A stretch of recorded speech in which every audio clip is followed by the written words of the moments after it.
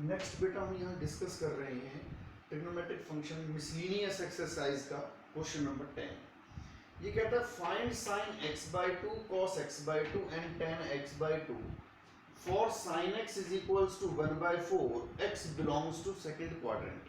अगर x हमारा second quadrant में बिलोंग करता है और साइन x की वैल्यू 1/4 है तो इनकी वैल्यूज हमें फाइंड करनी है। अगर हम ये कहते हैं कि x हमारा सेकंड क्वाड्रेंट में बिलोंग करता है तो इसका मतलब x जो होगा वो ग्रेटर होगा पाई बाई टू से और लेस होगा पाई से। अगर x सेकंड क्वाड्रेंट में बिलोंग करता है तो उसकी जो वैल्यू होगी वो किसके बीच में लाई कर रही होगी, पाई बाई टू से ग्रेटर होगी, पाई से लेस होगी। अब हमें बताना है यहाँ पर हाफ एंगल के लिए sine x by two cos x by two के लिए। तो अगर हम इन एंगल्स को हाफ करते हैं तो ये हो जाएगा pi by four x by to और पाई बाई टू। इस तरह का कुछ रिजल्ट हमें दिखाई देगा हाफ करने के बाद। इससे ये क्लियर होता है कि जो x बाई टू है वो हमारा फर्स्ट क्वाड्रेंट में लाई करता है। अगर x हमारा फर्स्ट क्वाड्रेंट में लाई करता है इसका मतलब हमें sine x by two cos x by two tan x by two तीनों के जो रिजल्ट लेने हैं वो पॉजिटिव लेने हैं। ये यहाँ से हमें क्लियर हो जाता है। अब हमारे पास साइन x की वैल्यू है, इसकी हेल्प से इनको कैसे फाइंड करेंगे। तो क्या हम एक आइडेंटिटी जानते हैं, sine square x plus cos square x is equals to 1, ऐसा कुछ होता है हमारे पास। अब साइन एक्स को अगर यहाँ हम सब्स्टिट्यूट करते हैं 1/4 square plus cos square x is equals to 1, तो कॉस स्क्वायर एक्स की जो वैल्यू है क्या आएगी हमारे पास 1 माइनस 1/4 का स्क्वायर मीन्स 1/16। शिफ्ट कर देंगे इसको तो 1/16। एलसीएम लेकर इसे सिंप्लीफाई करते हैं, 16 माइनस 1 15, 15/16 ये वैल्यू आती है कॉस स्क्वायर एक्स। तो कॉस एक्स कितना आ जाएगा हमारे पास, कॉस एक्स आ जाएगा √15/4। कॉस एक्स की वैल्यू हो जाएगी √15/4। अब ये जो x है ये तो हमारा सेकंड क्वाड्रेंट में लाई करता है और सेकंड क्वाड्रेंट के अंदर ध्यान देना इस बात में क्योंकि यहाँ बात x की है। cos x जो है हमारा लाई करता है, cos x का मतलब यहाँ पहले हम एंगल की बात करेंगे x की।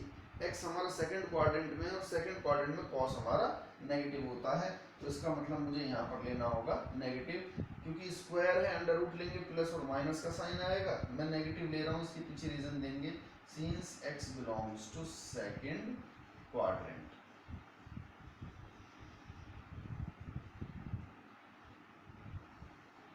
अब हमने फॉर्मूला पढ़ा है कि cos x is equals to cos 2x का जो मैंने बताया था, हाफ एंगल में लिया था हमने cos x के लिए। तो cos x हमने क्या कहा, एक होगा 2 cos स्क्वायर x माइनस 1 और एक होगा हमारे पास 1 minus 2 sine square x।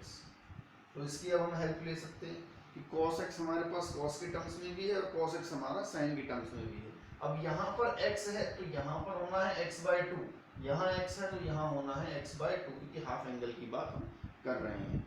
2 theta होता था या 2x होता था तो x लेते थे, x है तो x बाई टू लेना है हमें।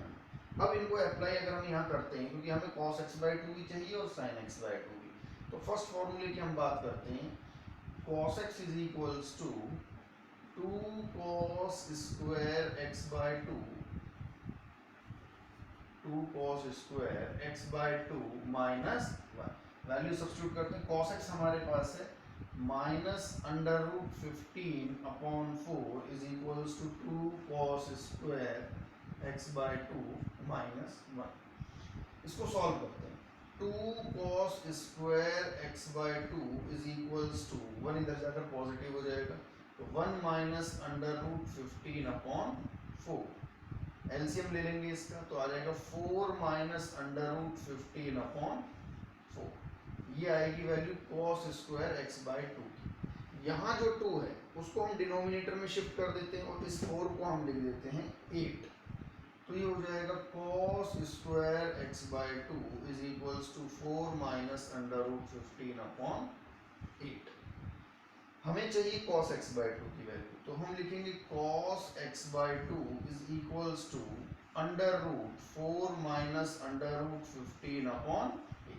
अब इसे हम पॉजिटिव ही लेंगे क्योंकि x बाई टू हमने क्या कहा फर्स्ट क्वाड्रेंट में लाई करता है, तो हम इसको लिख देंगे since x by two belongs to first quadrant. इस तरह से हम रीजन दे सकते हैं। अब ये रूट में एक काम और कर लेते हैं, इसको थोड़ा सा और सिंप्लीफाई कर लेते हैं। ये मिल जाएगा मुझे cos x/2 is equals to under root 4 minus under root 15 upon 8। इस अंडर रूट के अंदर अगर मैं 2 से मल्टीप्लाई 2 से डिवाइड कर देता हूँ, ना भी करें तो कोई फर्क नहीं पड़ता, करने से बस ऐसा होगा कि ये 16 बन जाएगा और 16 का जो स्क्वायर रूट है वो 4 आएगा, बाहर लिख पाएंगे और कुछ खास इसका फर्क नहीं पड़ने वाला। cos x/2 is equals to under root 2 की मल्टीप्लाई करेंगे तो 8 माइनस 2 रूट 15, 2 की मल्टीप्लाई दोनों टर्म्स में करेंगे और डिनोमिनेटर में आ जाएगा 16 का 4। तो ये मेरे पास cos x/2 की वैल्यू आती है। इसी तरह अब हम फाइंड कर लेते हैं sin x/2 की वैल्यू को।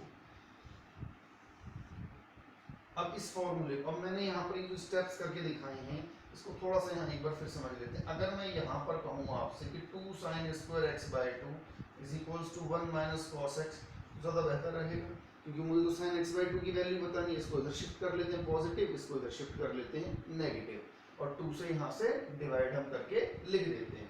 तो हम यहाँ पर डायरेक्ट कह पाएंगे कि sin square x/2 is equals to 1/2 bracket 1 minus cos x। ऐसा हम लिख सकते हैं, 2 डिवाइड में चला जाएगा और इसको मैंने इस तरह से लिख दिया ताकि हम यहाँ पर डायरेक्ट cos x की वैल्यू को सब्स्टिट्यूट कर सकें।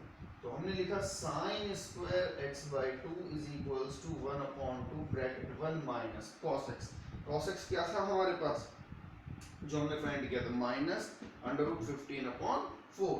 वो माइनस इस माइनस को प्लस कर देगा, ये हो जाएगा अंडर रूट 15/4। एलसीएम लेके सॉल्व करते हैं इसको, तो ये आ जाएगा 4 plus under root 15/4।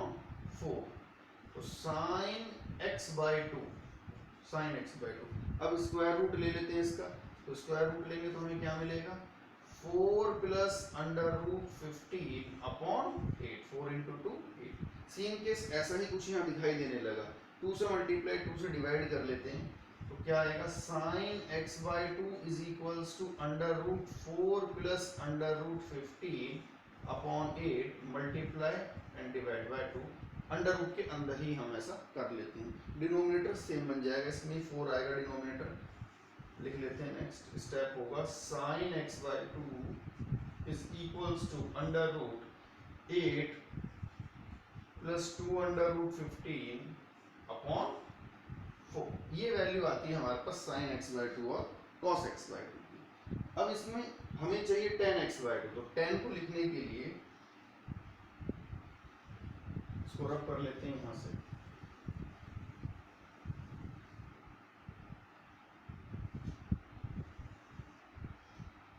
tan x/2 is equals to sin x/2 upon cos x/2। अब दोनों वैल्यूज हमारे पास हैं, इनकी वैल्यू सब्स्टिट्यूट करते हैं। sin x/2 हमारे पास है अंडर रूट 8 प्लस 2 रूट 15/4, ये तो हो गया न्यूमरेटर।